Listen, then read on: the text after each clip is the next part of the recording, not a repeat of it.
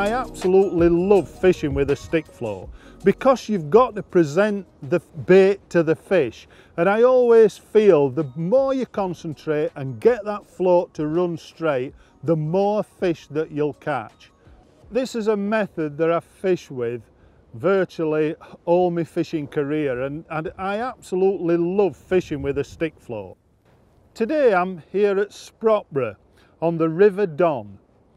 I'm actually downstream of the road bridge that runs over the river where the weir is. The A1 bridge is just downstream of where I'm fishing, and often anybody passing over the A1 will have seen the Doncaster water that I'm actually fishing today.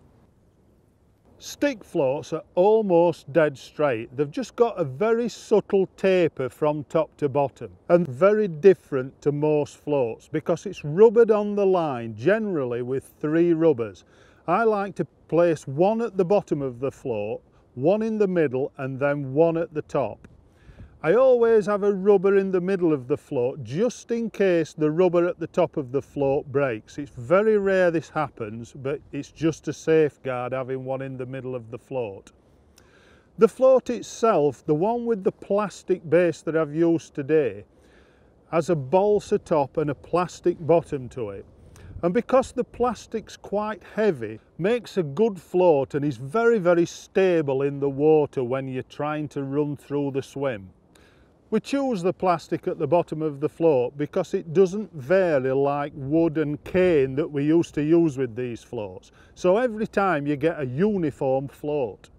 The stick floats that I've used today, there's 4 in the range from half a gram up to 1.5 grams.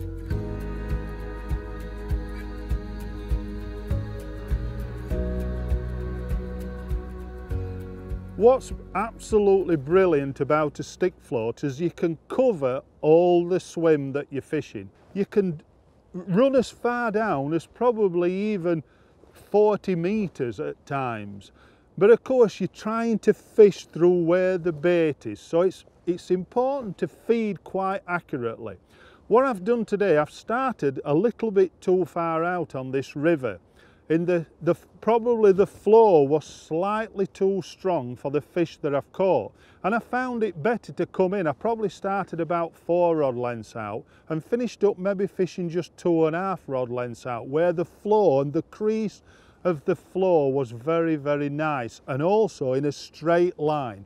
And that's quite important. The float wants to be running down the swim in a very straight line with the flow. There's probably 3 baits that I like to use when I'm fishing with a stick float. Maggots is probably the best one for me. I've caught lots and lots of weights of fish using maggots. Casters is another very good bait for fishing with a stick float, and also loose feeding hemp can also be good with a stick float. All these 3 baits you feed very regularly. What you're trying to do is almost create a tunnel of bait down the river all the time. Today you'll have noticed that I've been restricting the line from the actual reel. So what I've been trying to do is peel the amount of line off I wanted for that float to carry on down the swim without jerking the float about. So I'm peeling the line off the reel nice and slowly. Of course, every now and again then what I've done, I've held on to that line just to hold the float back, just for maybe 3, 4, 5 seconds, and then let it travel again. And often this can produce a bite as the hook bait starts to fall with the loose feed. Every day is different. Some days the fish just want it running dead straight and just running with the flow, and then other days checking the bait to lift the bait up is a great way to catch them. Making the rig land correctly on the cast is probably one of the most important parts. If you get that wrong at the start and the float just lands any old how, it's difficult to get the control. Today I've cast the float in sideways, so I've actually flicked the float maybe 2 or 3 metres downstream. And by doing this, you're straightening everything out as the float lands. So the bulk of the shot and the maggot on the hook is landing downstream of the float. This is quite important because once you cast in like this and make sure that the float lands correctly, it's very easy to get the line at back of the float to control the float as it moves down the flow. There's two types of rod that I like to use for this style of fishing.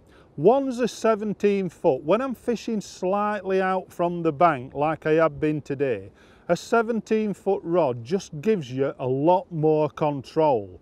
Because the longer rod, you can mend the line to the float very easily. If you're fishing closer to the bank, a 15 foot rod is adequate.